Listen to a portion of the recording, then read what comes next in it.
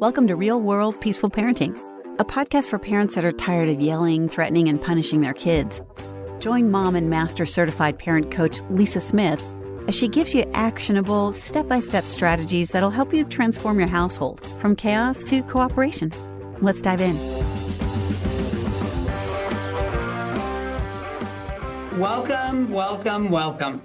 Welcome to today's episode. Listen, y'all, today I am jacked through the roof with my energy because we have a very special guest today. Dr. Pamela is joining us. And y'all, you're in for a treat, especially if you have a tween, teen, or student in college. You are going to get some gifts today that you don't even know you need it. So let me tell you about Dr. Pamela, and then we'll jump into the juicy conversation. Dr. Pamela is an educator specializing in college preparation, as well as a known speaker. I wish that she would have come into my life years ago, but here she is now. She has 30 years of experience as a successful college coach. She is the founder of the College Advisory, and this woman and her team, are y'all ready for this? Have helped families save $27 million through scholarship awards. Let that sink in for a minute. So yeah, listen up, turn up your volume, because she's going to help us learn today how you and your family can save money on college, while having an amazing experience. Dr. Pamela helps students uncover their why for attending college and envision their future. With her experience in college admissions, she assists families in finding the right college that feels like home. I got a kid that's college feels like home, so I am so excited to bring this information to you, because if you have a child going to technical school or college, I want them to have an experience that feels like home. We want that experience to be successful and rewarding and help them with their life goals. We ain't got a single dollar to waste today on college because it is so expensive. So we together, Dr. Pamela and I, want to make sure that your kid goes to college with the intention of achieving their life goals. Now listen, y'all, she has a PhD from Stanford, which I am not going to hold against her as a University of Arizona graduate. I'm not going to hold her Stanford PhD against her, but she does have one.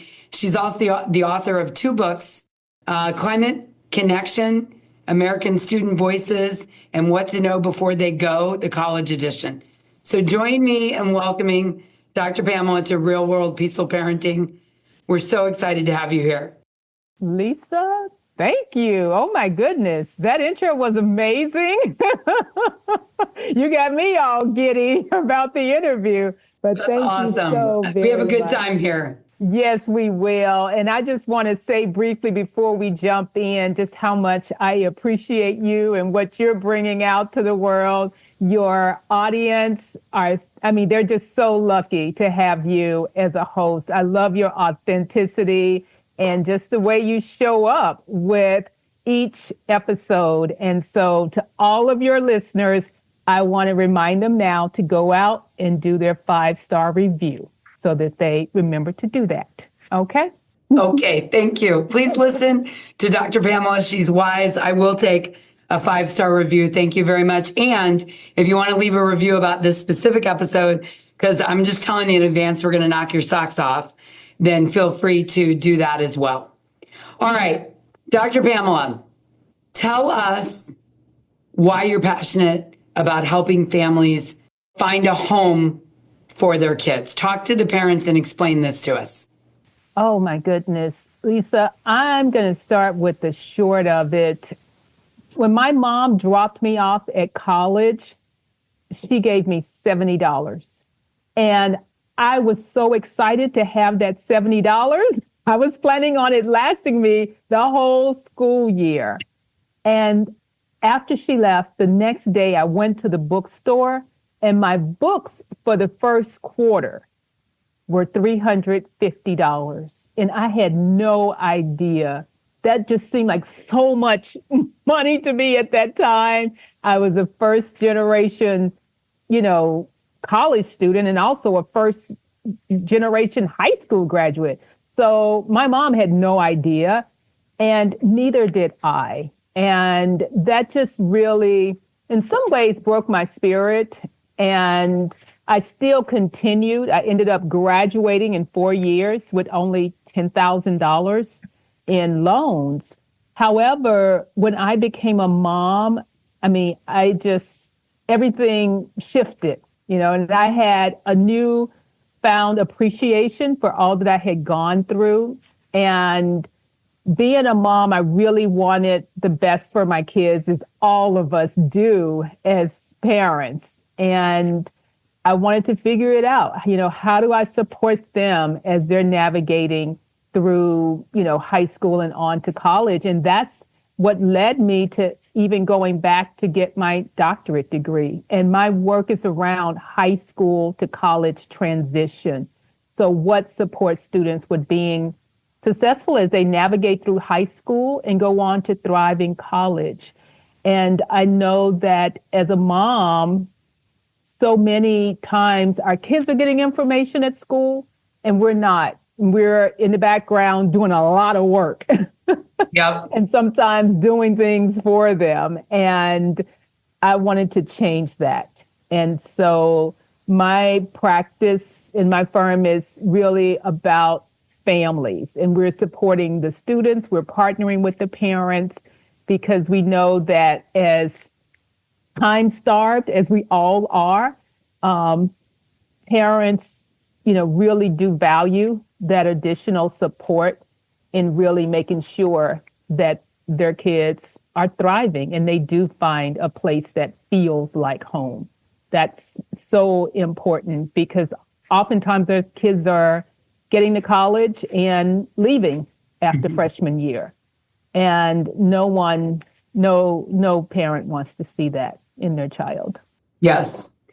The reason I wanted to have you on is because our stories are very parallel. I am the first person in my family ever to go and graduate from college. And I didn't go to college right away after high school because I didn't even know how to go to college. Right. So I worked for a little bit and I turned out I had champagne taste on a beer budget. And my grandfather said to me, who was my favorite human being ever, I think you're going to need to upgrade your hourly wage in some way. And so I found my way. Literally, I called a community college and said, how do I go here? And they guided me. And so fast forward, I have my son and I want him to have a completely different experience, right? Much like you, I wanted him to have choices and opportunities and also really think about where was he going to match up the best? Where was going to be the best home for him to not only thrive during the 4 years, which for the listeners, I'll remind you, I have a sophomore in college, not only thrive, but come out the other end with a game plan, right? A plan that I don't want my kid to feel like, well, why did I do those 4 years? Yeah. I wasted money and now I don't know what to do with my degree. Can you give parents some guidance on that and how to think about picking a college? Absolutely. And that's really our sweet spot is the college fit and finding those great colleges that are a match. The first thing I'll share with your listeners, Lisa, is that there are dozens of colleges that are a good fit for their teen. And oftentimes we only think about the colleges that are nearby or brand names that we've heard of and really not doing the due diligence around what are the other great colleges that are fit for my teen. And the process always starts with your teen. So what we do is we do an exercise where we talk about the 5 factors of fit. And so parents can do this themselves where they, do this with their teen to say, okay, what are these 5 factors and how they apply to their teen? So that's academic, social, financial, vocational, which is thinking about what they're going to do after college, and then cultural. And so applying those 5 factors to their teen and then laying that on to the colleges, because then that will give them that confluence of, a few dozen of colleges that would be a great place for their teen. And then it's about learning about those colleges, exploring, having an opportunity to visit, to then determine if that's a college where they will apply. And do you encourage parents and students to give each of those 5 areas equal weighting? Or They do. okay. Yeah. And those 5 factors fit like a glove. All of them are important. And so when you think about the academic, that's what they're thinking about majoring in, or maybe they don't know what they're majoring in. And then also how they learn, like what supports them with learning best. Secondly, for the social fit, how do they make friends? Financially, what does it take to make college affordable for the family? The vocational, what is it that they're thinking about doing after college? Because as you know, especially from a liberal arts institution, there's a wide range of resources that are there available as well to support students with figuring that out, even if they don't know. And so thinking about, though, what is it, for after college? And culturally, it's just what are the ways they may be different from other kids on that campus? Because I'm sure, like with your sophomore going to a college in the Midwest, that's a cultural difference for him, coming from a beautiful place with over 300 days of sunshine in Arizona. And so thinking about that as well, and how those 5 come together to really say that, yes, this college is the one, and they all do have equal weighting. I like that. It's interesting because my son, we lived in Boston when he was little, and then we moved to California for a while, and then we moved to Arizona. And one of the things, we did a graph like that early on when he was looking at schools. He got recruited to quite a few schools to play basketball. And so we created a rating system. And one of the things he really wanted was a new geographic and a new cultural experience for himself. He did not want to stay in the same climate and be around the same kind of people. And we often have these really deep conversations about how different Midwesterners are than people on the West Coast. And he's really enjoyed expanding his thinking of, culture and diversity not only just of people and background and skin color, but socioeconomic values, Midwestern values versus West Coast values. And it's really contributed to maturing his thinking, I think, in many ways. And that was really important to him. Yeah, it definitely does. It definitely does. And, sometimes when I'm talking with students on the East or West Coast, they'll often say, I want to look at colleges everywhere except the Midwest. And I'm thinking like, what is that supposed to mean? And I have a young woman now who is actually looking at a college in the Midwest. And she was one of those students who said only East or West Coast, and really surprised by, what that college has to offer. And so it definitely matures students as they are opening up, their thoughts and getting a sense for the full aspects of a college, as opposed to prejudging to say that, nope, if it's in this area or this locale, I don't want to look at it. Yeah. Okay, let me ask you this question that I think a lot of people are going to really appreciate me asking. Let's say you're working with 2 families, and one family, their sophomore or junior in high school knows exactly what they want to major in. And not that we don't often change our majors when we get somewhere, but they have a clear vision of their future. And then you're working with another family whose kid is the same age and has no idea what they want to do with their life. Let's say that we're talking the transition between junior and senior year. So we're a little further down the path. how would you advise, because I talk to a lot of parents who are getting close to the college process, but they're stressed or frustrated because their kid does not know what they want to do. How does your advisory differ? Yeah. You know, I feel in so many ways, Lisa, that worry about it is misplaced. For example, I said I had a major when I was going in. I ended up changing my major at least 7 times in freshman year. I really didn't know what I wanted to do. And that's the case oftentimes with so many students. And what we do is when we look at those 5 factors of fit, the 2 that are going to be most affected by, being undecided will be the academic and the vocational fit.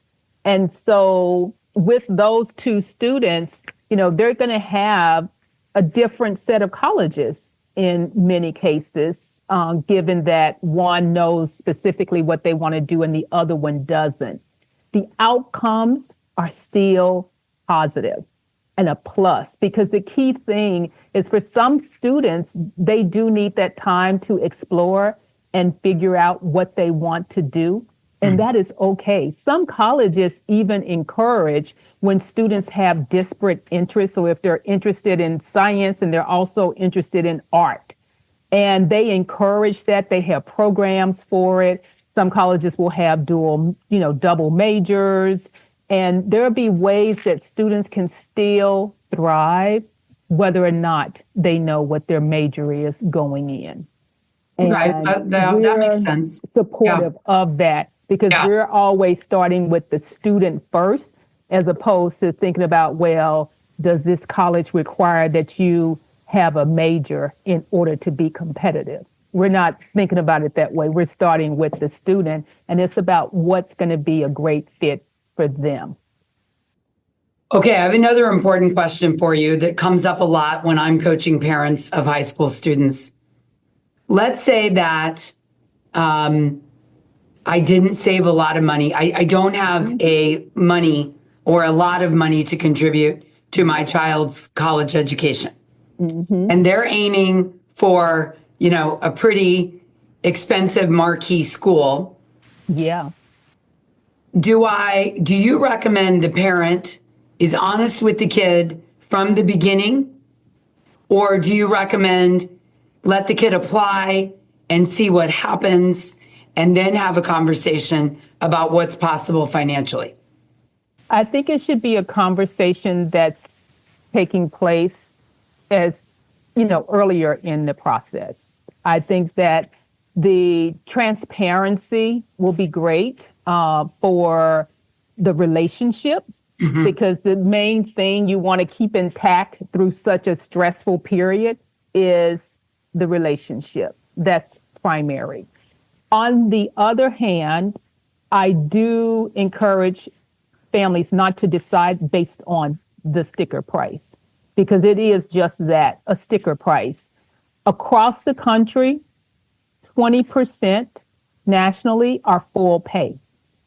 And so the rest are getting some monies for college. And just today, Harvard announced that if your income is $200,000 a year, the tuition is free. And so the conversation can be more about, how that teen is preparing and the ways that they're contributing and engaging, and the teacher recommendations and their essays. So some of those other qualitative things that make them a great candidate, as opposed to only looking at the financial side of it. And the financial is still part of those 5 factors. And so it could be too, looking at colleges where you don't have any loans as part of the package, or looking at colleges that also have scholarships if your teen is interested in doing research, or if they are interested in studying abroad. There's a myriad of ways that colleges make it affordable for families. And it goes so much further beyond what the sticker price is. And you can see that in their financial, fine print, what is the average paid, because it's probably a lot less than what they have posted. Yeah, And so we had that in experience perspective. too. Malcolm's school kept offering, like if you take this course online, you get $1,000 off a year, and for doing this, you get this amount, and they just kept offering more and more discounts off the tuition, and then we approached them about some discounts as well. Right. And yes, you have to do the work, but the opportunity is there, wouldn't you say? Yes, it absolutely is there. And even something kind of basic as completing FAFSA. One of my dads, he's a physician. His wife is a physician. He didn't want to fill out FAFSA, but I encouraged him to anyway. And when he did, Lisa, the college that his daughter was most excited for, she's an equestrian, and they already had offered her a really good package. They gave them an additional $12,000 because he filled out FAFSA. So it's really a win-win. And yes. I will say though, that FAFSA form, that thing is a beast. Yes, it can be, but here's the good part is you can link it to your tax return and it will retrieve the data. And so that makes it much easier. And I assume that's something you assist with when people work with you. Yes, absolutely. I don't get into their data and look at their numbers or anything, but absolutely we do assist with that. And we encourage using the data retrieval tool if they've done their taxes so that it makes it a lot easier to complete. Okay, here's my next question or ask of you. Would you share with us 3 things that you wish every parent knew when they start this process with their kid? And I'm hoping one of them is that you speak about how to preserve the relationship during this stressful time. Yeah, I'm definitely going to talk about that because that's so important. The first thing I would say is the realization that the process starts with their teen. It's not about the colleges, the sticker price, or anything else. It starts with their teen, who they are, and what their why is. Why is it that they even want to go? That's the starting point. Secondly, there are dozens of colleges that are out there that are a great fit for them. And thirdly, I highly recommend getting support and partnering so that parents can also still learn how to let go during this phase. And that means still taking time for themselves, doing self-care. If they're married, still dating during this process, because so much of their energy and their own self-regulation, as you have spoken about, is going to impact their teen. And the process can be stressful on its own, but when you're partnering with someone who is doing that legwork of the advising around the colleges and everything, that allows that parent to really be the parent during that time and preserving that wonderful relationship that they have with their teen before they go away to college. Yeah. I want to support what you just said with my own experience. You all listeners know I have a kid that we call him a full contact sport. I mean, this kid is strong-willed, will come. And we had, engaged a basketball advisor to help Malcolm find his right fit. And that was the whole goal, find the right fit. Yeah. And it is probably the greatest thing we did to help Malcolm in high school because, it takes a village to get a kid to college. And there are so many things, I'm sure, Dr. Pamela, that you say to the student, like, hey, here's the deadline. You need to do this. You need to engage that. You need to think about that. That if the parent says it, the kid ignores it. And then, or the parent is nagging or begging Right. or cajoling or getting frustrated with the kid. And sometimes when a coach or an advisor says, hey, dude, it's time to do this, get it done. I'm supporting what you're saying. It preserves the relationship between the parent and the child. It really does. It's the same way with me with my own kids. They don't listen to me, but they'll listen to you. Yes. I mean, really, Dave and I would say it's the best money we spent on preparing for college was to bring support in. The primary support, right, that I'm sure you offer is for the student. And sometimes the support we were given is like, hey, back away. We've given him the deadlines. Let's see what he does with it. You know, and it also helped my son develop his executive functioning skills through the process as well. Do you want to speak to that? Oh, absolutely, yes. One of the key tenets of our approach is that the child owns the process. And I know sometimes for us as parents, that can seem a little scary. I know for my oldest, I'm thinking like, he can't even show up on time. What do you mean, own the process? But yes, the teen owns the process.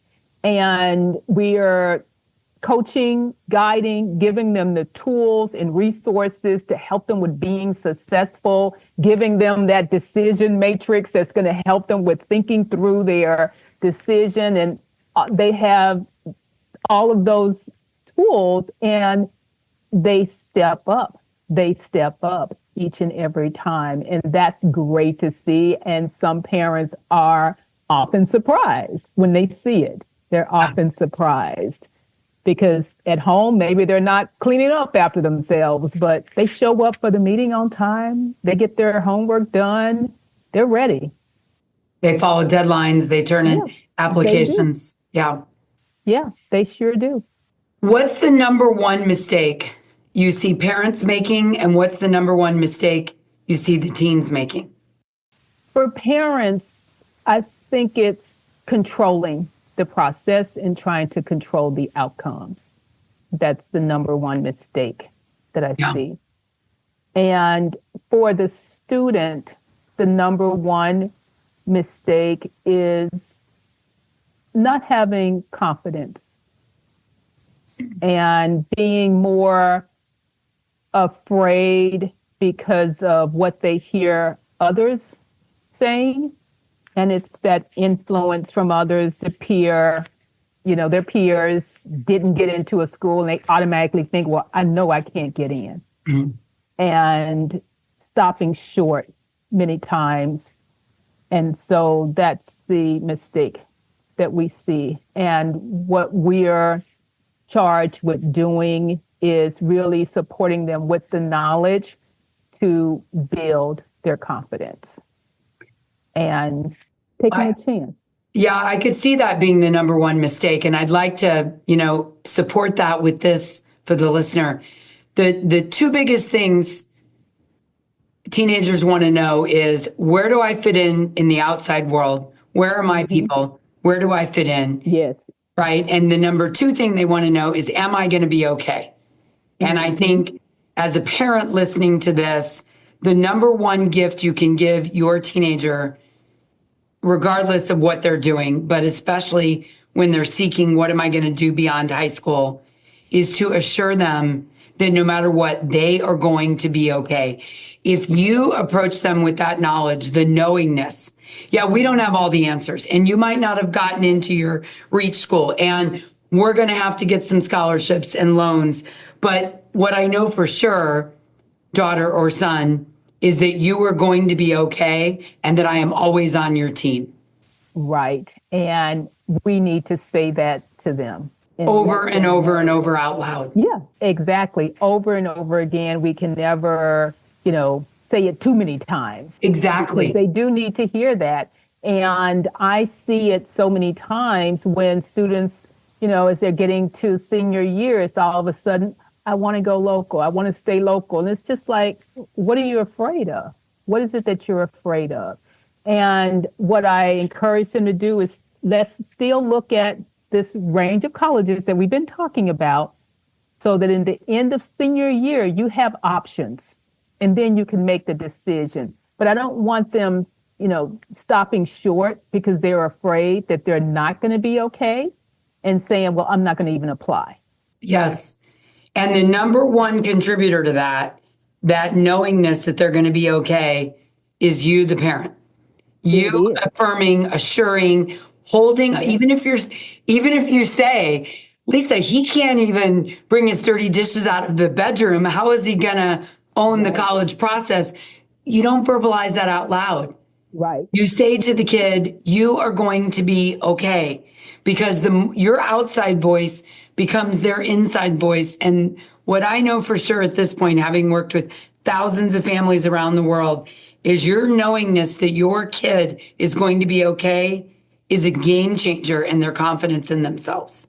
It really is. It really is. I have a family now that their son has gotten into some great colleges, but they won't let him leave home. And it's like, what is that about? And the fact that they're telling him, no, you need to go to this college that's down the street, what message does that send to him? And it's tough, but you really do have to let them know that they're going to be okay. Yeah. And that's what eventually does happen when you assure them of that. Well, when I think about your mission statement, which is partnering with parents to help their teen find a college that feels like home, for some kids, home is going to the college down the street, right? And for some kids, home is going away and experiencing a different part of the country, a different culture, a different landscape, a different, autonomy and independence. And, I think as the parent, our job is to figure out what's going to feel like home for our kid, not project our fears and our goals onto our kid, right? Not to globalize, catastrophize, or ruminate about our kid, but really listen to them about what's going to feel like home to them. Exactly. Yeah. That's it. All right. Well, you have given us just so much liquid gold to work with here. So for the families that want more of you, that want to reach out and they want your help in getting accepted into a top college or looking for that scholarship money, Dr. Pamela, where can parents find you and your team? Yes, they can find us, Lisa, at compasscollegeadvisory.com. And they are welcome to reach out there. And the other place where I am on social media is LinkedIn. And so I have a great tool, which is the College Confidence Blueprint.